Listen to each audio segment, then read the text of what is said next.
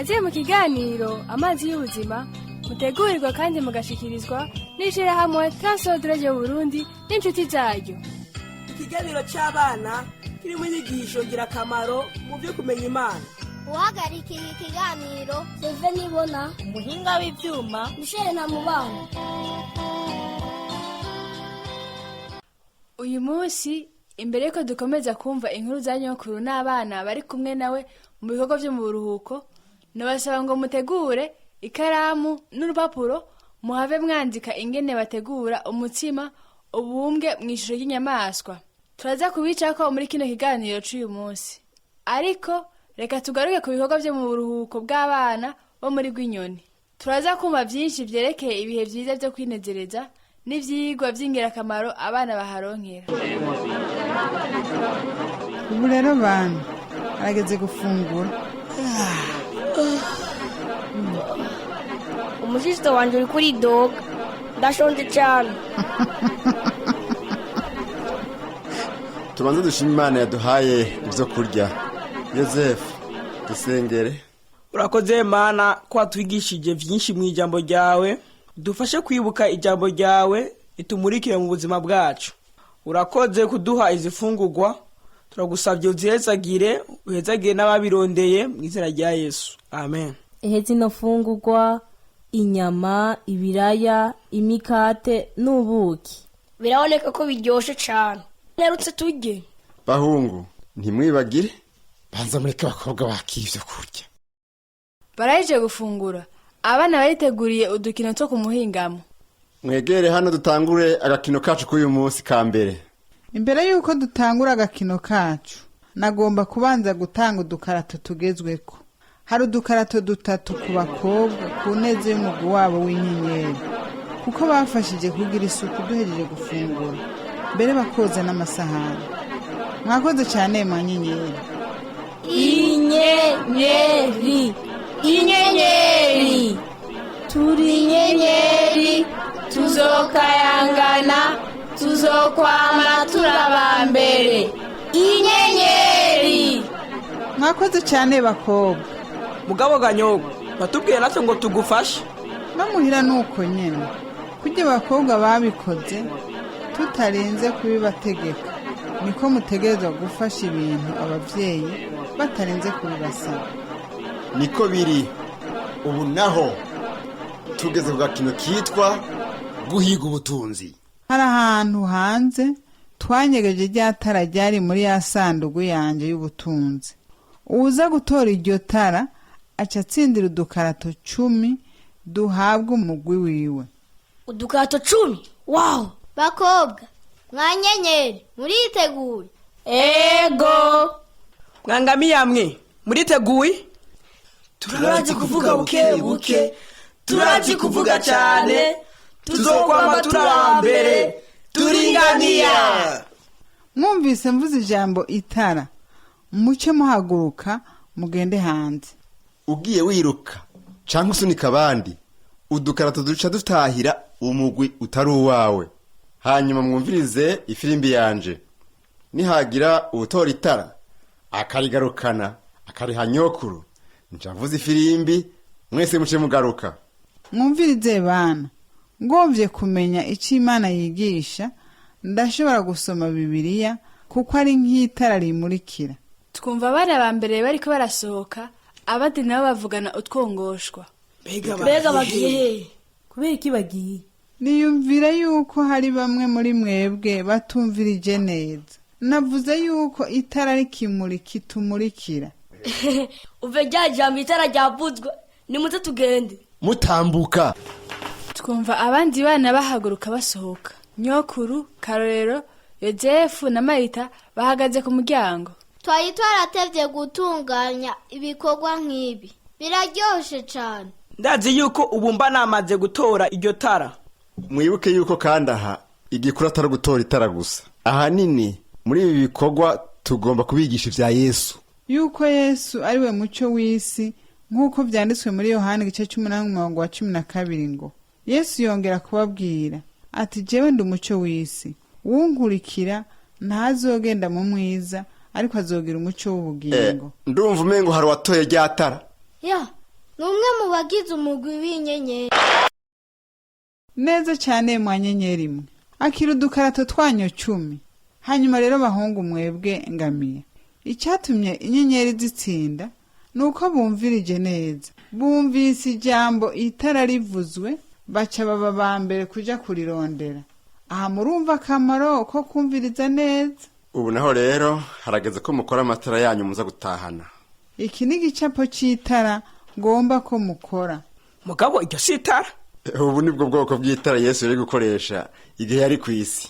urabye neza iki gicapo urabona ko kimeze gutya. hariho umuheha hagati washigwamwo amavuta y'itara. ninde yombwira aho ayo mavuta yava? ni amavuta ya elayo ava mu byamwa by'ibiti by'imyeroni. wishyuye neza cyane Eliya. utsindiye udukarato 3 kubw'umugwi wawe w'ingamiya. nibyo.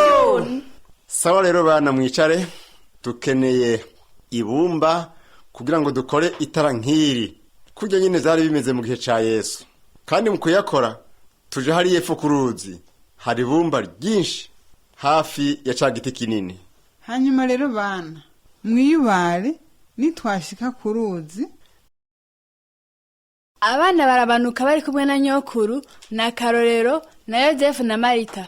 turabumva basubiramwo umurongo wo gufata mu mutwe. ijambo ryawe ni itara rimurikira ibirenge byanje n'umuco umurikira mu nzira yanje. Zaburi 119 umurongo w'105.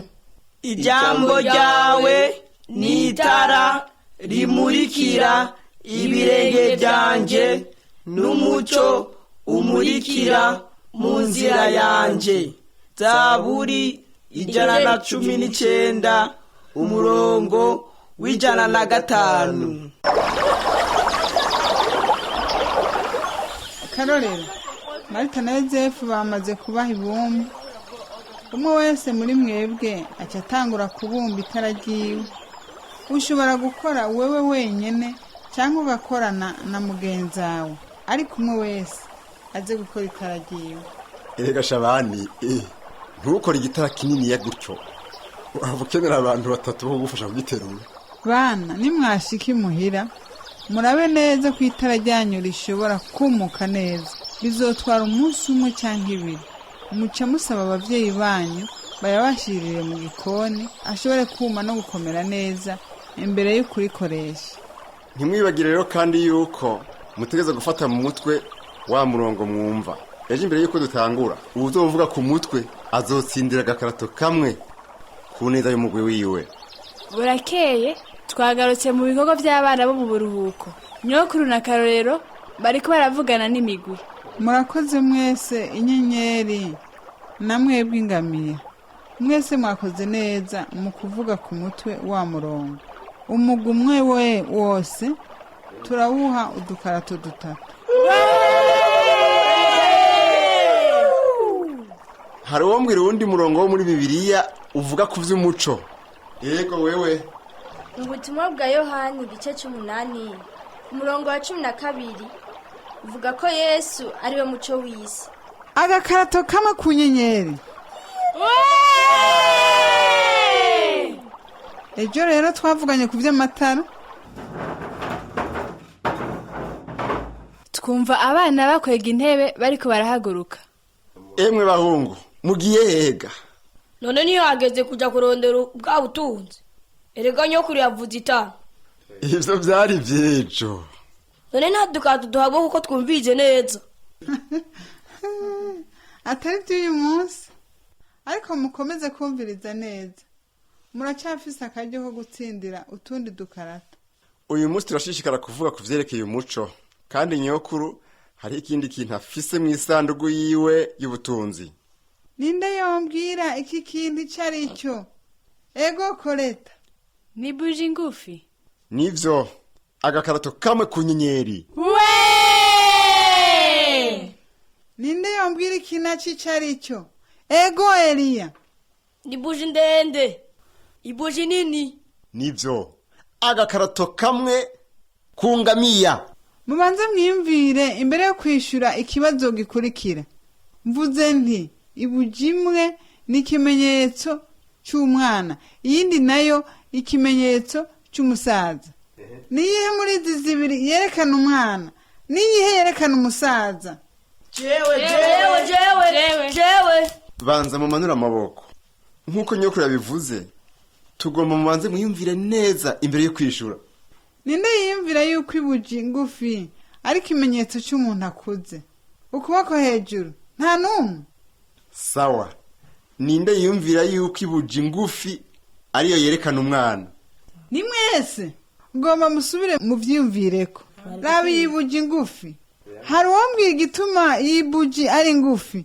Ego Eliya. hari umuntu yayigize uko. Biriko biraza. Ego Shabani. Nuko yamaze gukoreshwa. Hari umuntu yakoresheje iyo buji cyane, nico gituma yamaze kuba ngufi. Neza cyane. Udukarato tubiri twingamiya.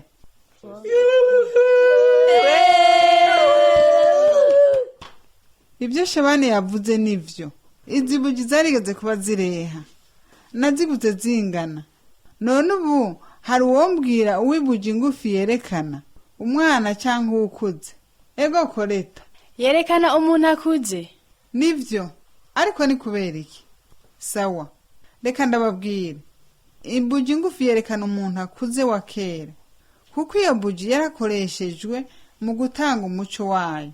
Nka Yesu, umuntu wa kera yarashoboye gutanga umuco, kandi uwo muntu akuze aba yaciye muri byinshi.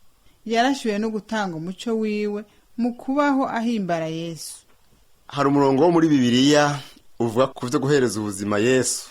Ni muri Matayo igice cya 5 ku murongo 16 havuga ngo abari ku muco wanyu ubonesha imbere y'abantu ngo babone ibikorwa byanyu byiza bahimbaze so wo mu ijuru. Hanyuma kuri uyu muhingamo murakora ikaye y'amasezerano muyitahani. Ikaye y'amasezerano ni iki? Ni ikaye kwandikamwo amasezerano yose muhabwa n'Imana kugira ngo mwame mwibuka ijambo ryayo. Hano turafise impapuro z'amabara meza n'amakaramu y'amabara yo gushariza ayo makaye yanyu. Ni ku muhingamo Yozefu avuye ku ndava azanye umuzigo munini. Arasoboka awushira mu cumba c'ububiko atarinjira mu nzu anezerewe. Amahoro, amahoro. Nagarutse. Shizagize kujya. Amahoro mama. Ndazi igituma unezerewe Yoze. Nuko hariho ivyo kurya? Mbega onkre Tade ntiyakugaburiye? Yangaburiye. Mugabo ntamwe ateka neza nkawe mama. Ndakuzi neza. Ariko urangyosha kugira ngo uronke ivyo kurya. Sawa genda uramutse papa wawe. Hanyuma ukaraburye. Biri ku meza. Kaze Yoze. Kwatade n'amahoro. N'amahoro. Afise ibikorwa byinshi cyane byo kwimbura. Yoze. Ingo ku meza. Kaze Yoze. Mbega wari wagiye gukora iki ku ndava? Ryari ibanga ryanje. Erega ntawoza aravuga byose. Munyaruke dufungura ndisonze. Ha? Nta wundi ari kundusha inzara atari minani? Munzu kwa Rugamba barahejeje gufungura. Bane, ntimwibagire. Duhejeje kurya, muroza amasahani mukayatondeka neza. Hanyuma duca dushariza igiti ca Noeli. Nagomba simbire kwa basa bose kuraba ko nome yoba yaravuye ku ishuri. Urazi ko dutegerezwa gutegura Noeli hamwe? Nawe ndazi ko niwamusangaho utaca utebuka. Reka duheze kugira isuku. Duce tuzana igiti ca Noeli tugisharize. Urashobora kugenda duhejeje. Ego papa. Inyenyerutse koza. Nanye camanagura.